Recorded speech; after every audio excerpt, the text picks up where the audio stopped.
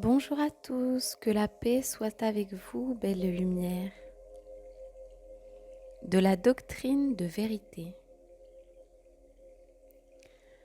Heureux celui que la vérité instruit elle-même, non par des figures et des paroles qui passent, mais en se montrant telle qu'elle est. Notre raison et nos sens voient peu et nous trompent souvent. À quoi servent ces disputes subtiles sur des choses cachées et obscures, qu'au jugement de Dieu, on ne nous reprochera pas d'avoir ignorées? C'est une grande folie de négliger ce qui est utile et nécessaire pour s'appliquer curieusement à ce qui nuit. Nous avons des yeux et nous ne voyons pas.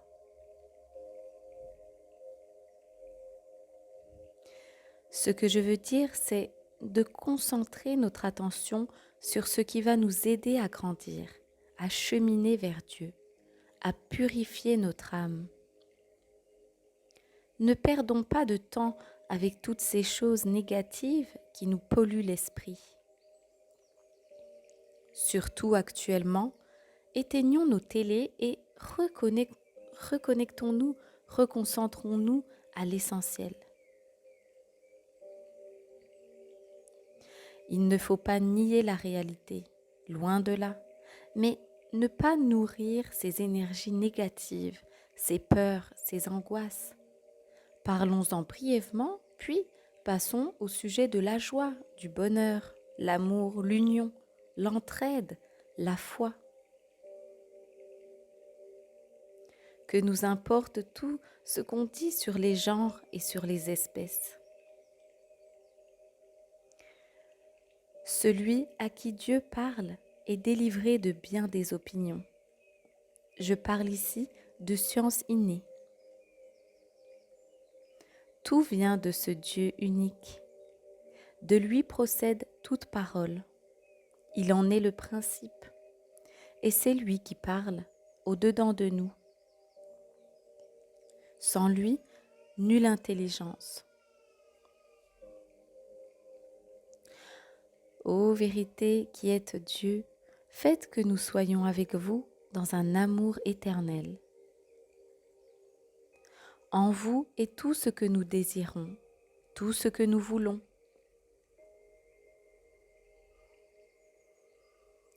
Plus un homme est recueilli en lui-même et défait des choses extérieures, plus son esprit s'étend et s'élève sans aucun travail, parce qu'il reçoit d'en haut la lumière de l'intelligence.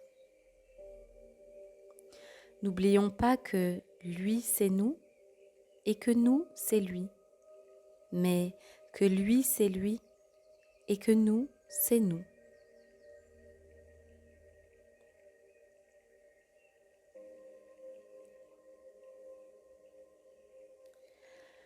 Une âme pure, simple, ferme dans le bien, n'est jamais dissipée au milieu des plus nombreuses occupations, parce qu'elle fait tout pour honorer Dieu et que, tranquille en elle-même, elle tâche de ne se rechercher en rien.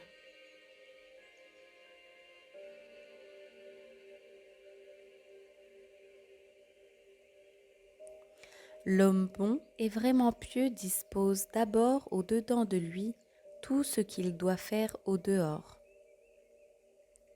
Il ne se laisse pas entraîner dans ses actions au désir d'une inclination vicieuse, mais il les soumet à la règle d'une droite raison.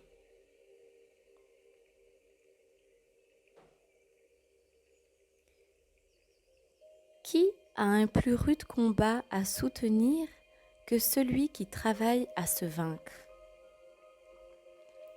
C'est là ce qui devrait nous occuper uniquement.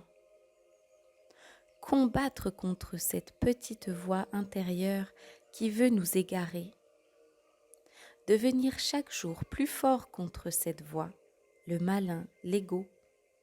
Chaque jour, faire quelques progrès dans le bien.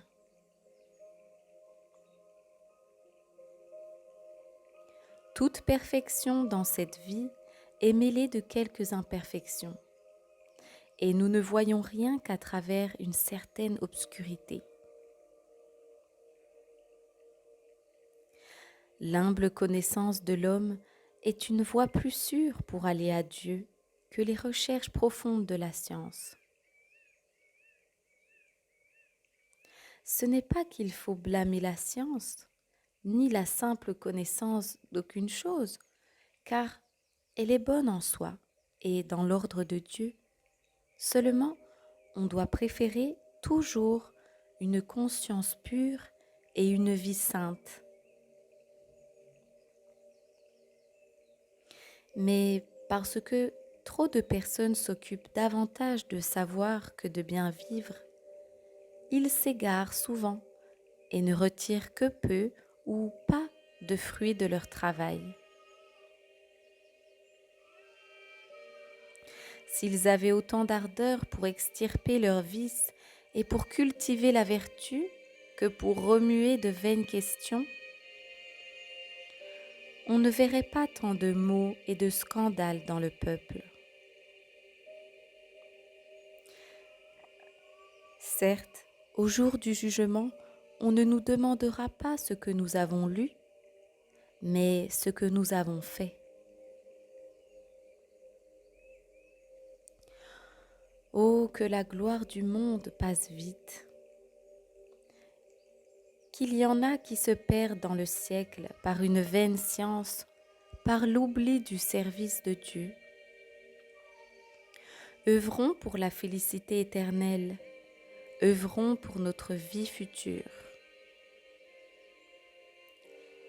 Et parce qu'ils aiment mieux être grands que d'être humbles, ils s'évanouissent dans leurs pensées.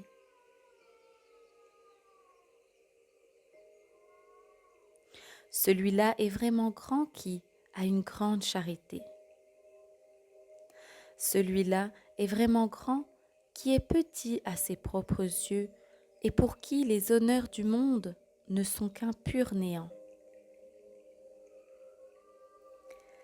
Celui-là est vraiment sage qui, pour gagner Dieu, regarde comme de la boue toutes les choses de la terre.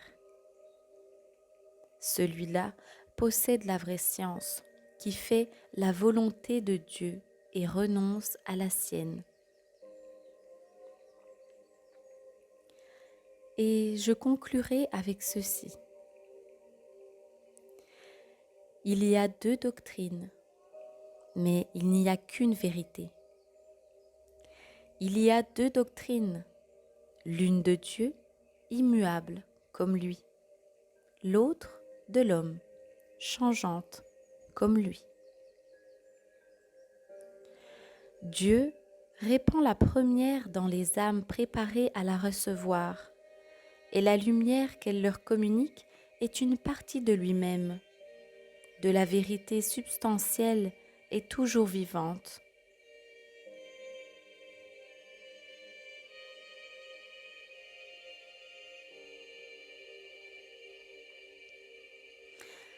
Offerte à tous, elle est donnée avec plus d'abondance à l'humble de cœur, et comme elle ne vient pas de lui, qu'elle peut à chaque instant lui être retirée, qu'elle ne dépend en aucune façon de l'intelligence qu'elle éclaire, il la possède sans être tenté de s'en vanter.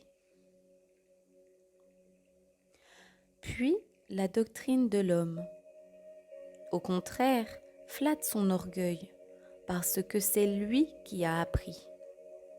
Par exemple, cette idée m'appartient. J'ai dit cela le premier. On ne savait rien là-dessus avant moi.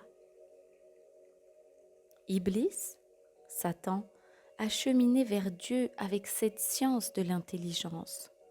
Il s'est enflé d'orgueil en pensant que c'est par ses efforts qu'il a réussi à être à ce niveau.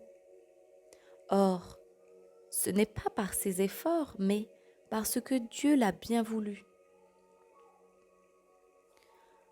Ne prenons pas le même chemin. Mes frères et mes sœurs, revenons à notre essence. ô Dieu, augmente notre science et qu'elle nous préserve à jamais des égarements de notre propre esprit. Que la paix soit sur vous, petite lumière. Je vous souhaite une douce et agréable journée, soirée, nuit, comme vous le souhaitez.